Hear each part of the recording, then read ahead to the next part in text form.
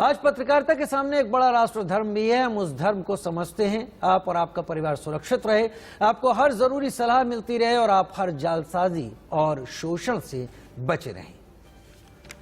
Corona का कहर पूरे देश में साफ देखा जा सकता है। हर कहीं त्राही त्राही है, लेकिन लोगों के स्वस्थ होने की खबर भी लोगों का हौसला बढ़ा रही है और हर डर को घटा रही है। बीते कुछ दिनों में हमने कोरोना से जंग जीतकर लौटे लोगों में कई लक्षण देखे जो उन्हें काफी हद तक नुकसान भी पहुंचा रहे हैं। जैसे रिपोर्ट नेगेटिव होने के बाद हार्ट फेल, कार्डियक अरेस्ट होना या डायबिटिक मरीज में स्टेरॉइड बढ़ने से आंख को खतरा। ऐसी कई बीमारियों ने लोगों को डरा दिया है। इसलिए इंडिया न्यूज आपके लिए लेकर आया है एक ऐसा शो जिसमें आप जानेंगे कोरोना की इस जंग में दिल को कैसे मजबूत किया जाए, लंग्स का कैसे ख्याल रखा जाए, आंख की चमक को कैसे बरकरार रखा जाए और ब्लैक फंगस से बचने के क्या उपाय हैं। इन्हीं सब बातों पर मिलेंगे जवाब। हमारे साथ देश के नामी डॉक्टर जुड़ेंगे और आप उनसे खुद फोन करके बात कर सकते हैं। लिहाजा उस नंबर को याद कर लें 01161362114। और हमारे साथ दो खास मेहमान इस वक्त जुड़ गए हैं। हमारे साथ डॉक्टर बीएस विवेक जुड़ गए हैं, सीनियर कार्डियोलॉजिस्ट सर गंगाराम अस्पताल से जुड़े हैं। वहीं हमारे साथ डॉक्टर सुनील कथुरिया इस वक्त जुड़ गए हैं, बत्रा हॉस्पिटल से एचओडी हैं ईएनटी डिपार्टमेंट के। सबसे पहले डॉक्टर बीएस विवेक आपके पास आता हूं मैं। सवाल ये कि कई लोग जो कोरोना से स्वस्थ हुए हैं, एक बड़ी तादाद है इस देश में जो कोरोना से स्वस्थ होकर आ गई है, लेकिन स्वस्थ होने के दौरान या उसके बाद कई तरह के नए सिम्टम्स सामने आए हैं। एक बात यह कि जो लोग कोमोर्बिड हैं, डायबिटिक हैं, हार्ट की प्रॉब्लम है, हाइपरटेंशन है, तमाम चीजें, इन्होंने कई तरह की तकलीफें यहां पर महसूस की हैं। मैं ये जानना चाहता हूं, आप क्योंकि सीनियर कार्डियोलॉजिस्ट हैं, हार्ट के मामले में, हार्ट को लेकर अगर कोई शख्स कोरोना पॉजिटिव होता है और बाद में इलाज के बाद कोरोना नेगेटिव भी हो जाता है, उसे क्या करना चाहिए कि वो अपनी गंभीर बीमारी को कोरोना वायरस के प्रभाव से दूर रख सके? देखिए, पोस्ट कोविड सीक्वेली जो इस वायरस के निकल के आ रहे हैं धीरे धीरे समय के साथ, हमें कई चीजें पता चल रही हैं। उनमें आपने जैसे बताया, हार्ट में क्लॉट्स जाके हार्ट अटैक होना, और हार्ट ही नहीं, लंग्स में भी क्लॉट जाके लंग्स का अटैक, या ब्रेन में, या पेरिफेरल जो हमारे टांगे हैं या हाथ हैं उनमें भी जो ब्लड के क्लॉट्स आते हैं। सबका एक कॉमन पैथोफिजियोलॉजी है क्लॉट्स का बनना। और कोविड ड्यूरिंग द इन्फेक्शन और इवन पोस्ट कोविड इन्फेक्शन, जब हम सेटल हो जाते हैं कोविड से, उसकी अपनी जो फीवर वाला स्टेज है उससे, तो उसके बाद उसके जो रिमेनेंट इफेक्ट्स हैं उसमें से क्लॉट का बनना एक सीरियस इफेक्ट माना गया है, जो करीब करीब 10 से 25 से 30% लोगों में दुनिया भर में पाया गया है। इसमें हम लोगों के पास कुछ ही तरीके ऐसे हैं जिसमें हम प्रिडिक्ट कर सकते हैं। हमें यह भी देखना होता है कि पैनिक क्रिएट ना हो। हर कोविड पेशेंट को हार्ट का प्रॉब्लम हो जाएगा ऐसा अगर हम समझें तो ये इससे हमें हमारे जनरल पॉपुलेशन में एक अजीब सा एक पैनिक क्रिएट हो सकता है। बट यस, कुछ प्री डिस्पोजिशन कंडीशंस होते हैं, जैसे आपने बताया डायबिटीज है, ब्लड प्रेशर है, प्रीवियस हार्ट की प्रॉब्लम रही है, उम्र है, या स्मोकिंग की हिस्ट्री है। इन सब प्री डिस्पोजिंग फैक्टर्स के साथ अगर कोविड के दौरान मॉडरेट टू सीवियर डिजीज हुआ है, उसके अपने क्राइटेरिया हैं मॉडरेट और सीवियर डिजीज के, जो आपके फिजिशियंस बता सकते हैं। मॉडरेट और सीवियर डिजीज के पेशेंट्स में स्पेशली अगर प्री डिस्पोजिंग कंडीशंस हों तो क्लॉट बनने के चांसेस ज्यादा होते हैं। इसमें विदाउट प्री डिस्पोजिंग कंडीशंस भी अगर कुछ फैक्टर्स हैं, जैसे डी डाइमर एक टेस्ट है जो सभी जानते हैं आजकल, डी डाइमर या सीआरपी, अगर ये सिग्निफिकेंटली बढ़े हों तो भी इंसान रिस्क पे है इस तरह के क्लॉट्स बनने का।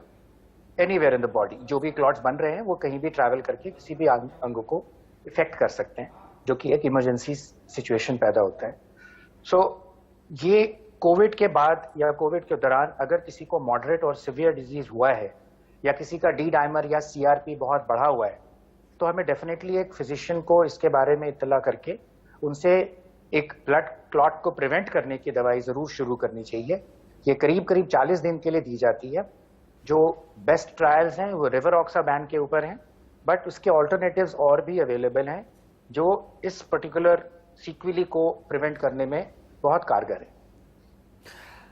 Doctor BS. विवेक, एक सवाल और आपसे साथ में, इससे पहले कि मैं डॉक्टर सुनील कथूरिया के पास जाऊं, क्या ये माना जाए कि कोविड वायरस और उसका असर और साथ में जो ब्लड क्लॉटिंग है ये आपस में इंटर रिलेटेड है? कोई वायरस की ही ऐसी कोई वो है, प्रॉपर्टी है जो कि ब्लड क्लॉटिंग को बढ़ावा देती है, जितने केसेस आप अभी हमारे सामने बता रहे थे?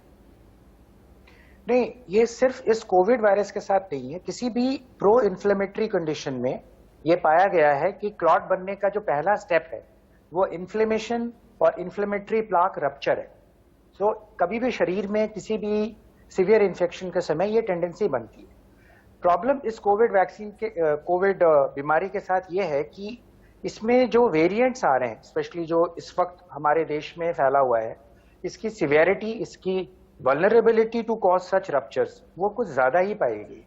नॉर्मल किसी वायरस में या किसी बैक्टीरियल इन्फेक्शन में जो सीक्वेले होते हैं उससे कहीं ज्यादा फ्रीक्वेंसी इस पर्टिकुलर कोविड पैंडेमिक के समय हमें देखने को मिल रहा है। कुछ पैथोफिजियोलॉजी मैकेनिज्म्स जैसे मैंने बताया कुछ तो नोन है, बट कुछ एक एनिग्मा भी बना हुआ है इस पर्टिकुलर वायरस के साथ जो अभी तक अनरेवल, अभी तक खुला नहीं है ढंग से। सो जहां तक कोविड स्पेसिफिकली अगर आप पूछ रहे हो तो हाँ, कोविड का इन सीक्वेले में कुछ normal other viruses and bacteria से ज्यादा प्रकोप दिख रहा है हमें। इस तरह के सीक्वेले ज्यादा पाए जा रहे हैं। ठीक है, डॉक्टर सुनील कथूरिया मेरे साथ बत्रा हॉस्पिटल से एचओडी ईएनटी डिपार्टमेंट भी मेरे साथ इस वक्त जुड़े हुए हैं। डॉक्टर सुनील कथूरिया, कई लोगों ने और कई सारे ऐसे सिम्टम्स अब आए हैं जिसमें आंखें लाल होना या रैशेस भी की तमाम चीजें निकल कर आई हैं कि इस तरह की चीजें आ रही हैं और इसके चलते आंखों में भी एक तरह की दिक्कत हो रही है। क्या ये कॉमन एक फिनोमिना है जो देखा जा रहा है उन लोगों में जिनको कोविड हुआ है, या फिर अब जो वायरस सेकेंड म्यूटेंट में जो सेकेंड वेव है उसमें वायरस ने जिस तरह से अपने को चेंज किया है उसके बाद इस तरह की चीजें ज्यादा दिख रही हैं, और अगर दिख रही हैं तो उसका उपाय क्या है, कैसे बच सकता है पेशेंट? कोविड का एक सबसे कॉमन सिम्टम जो शुरू में भी था कि लॉस ऑफ टेस्ट सेंसेशन और लॉस ऑफ स्मेल सेंसेशन, ये अभी भी प्रोमिनेंट है। इसके अलावा हमने दो और सिम्टम्स देखे हैं, कान जिसको टेनाइटिस कहते हैं, और कान के की हियरिंग की पावर सडनली कम हो जाना, ये दोनों सिम्टम्स और ऐड हुए हैं जो कि इस प्रेजेंट जो वायरस म्यूटेंट है उसमें हमें ज्यादा देखने को मिला है। इसके अलावा नाक बंद होना और एक्यूट साइनस इन्फेक्शन के फीचर्स भी काफी प्रोमिनेंटली देखने को मिलते हैं, और ये कई बार कोविड के खत्म होने के बाद दिखाई देने लगता है। डे 10, डे 12 पे जो हम उम्मीद करते हैं कि अब कोविड के सिम्टम्स कम हो जाने चाहिए, उस टाइम ये साइनस इन्फेक्शन के और फंगल साइनसाइटिस के फीचर्स उसमें आने लग जाते हैं। और ऐसे हमने कई पेशेंट्स पिछले कुछ दिनों में देखे हैं जिनमें कि साथ में हियरिंग लॉस भी होने लग जाता है।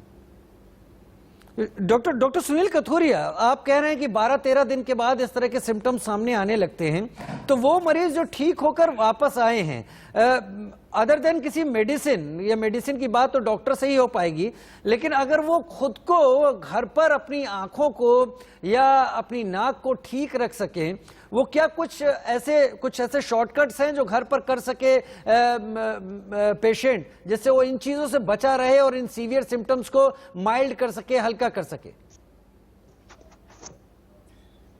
स्टीम इंजेक्शन सबसे अच्छा और सबसे इम्पोर्टेंट तरीका है।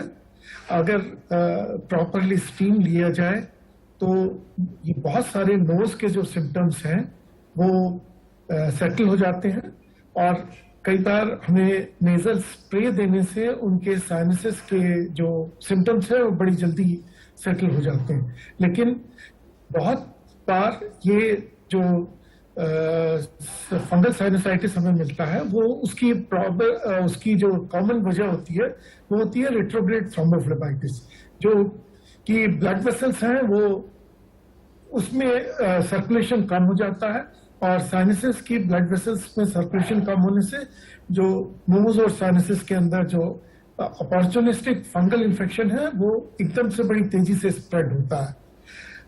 ऐसे पेशेंट्स जो पोस्ट कोविड होते हैं उनमें इम्यून सिस्टम उनका ऑलरेडी कमजोर पड़ चुका है, और उस टाइम अगर अपॉर्चुनिस्टिक फंगल इन्फेक्शन अगर हो जाए तो वो काफी ट्रबलसम हो सकता है।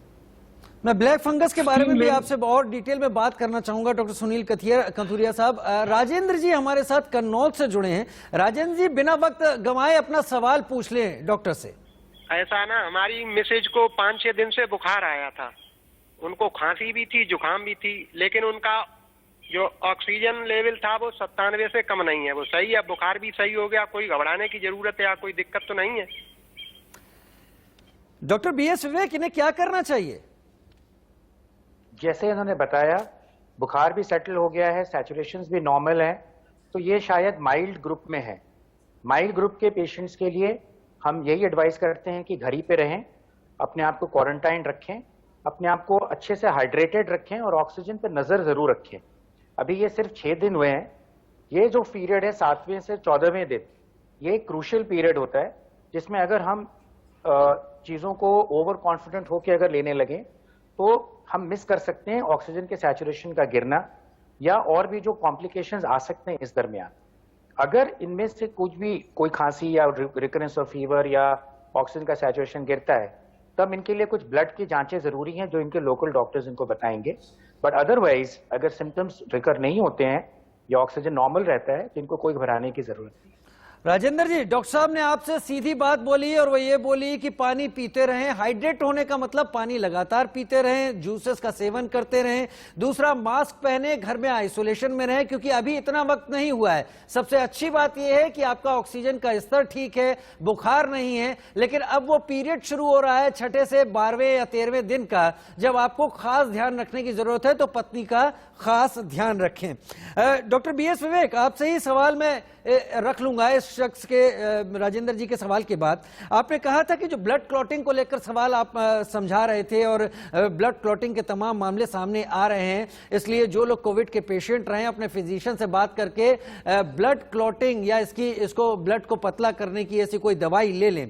लेकिन कैसे पता चलेगा एक ऐसे पेशेंट को जो कोविड से ठीक होकर आया है कि उसके शरीर में ब्लड क्लॉटिंग जैसी कोई चीज पैदा होना शुरू हो गई है? वो ट्रिगर टाइम क्या होगा? डे 8 या डे 12 या डे 15 में अगर पेशेंट को नेजल ब्लॉकेज है, हैवीनेस है, फेस पे स्वेलिंग आ रही है, या उसको नाक बंद हो रहा है या नाक से ब्लीडिंग हो रही है, तो इमीडिएटली उसका CT स्कैन साइनसेस का हमें करा के देखना चाहिए।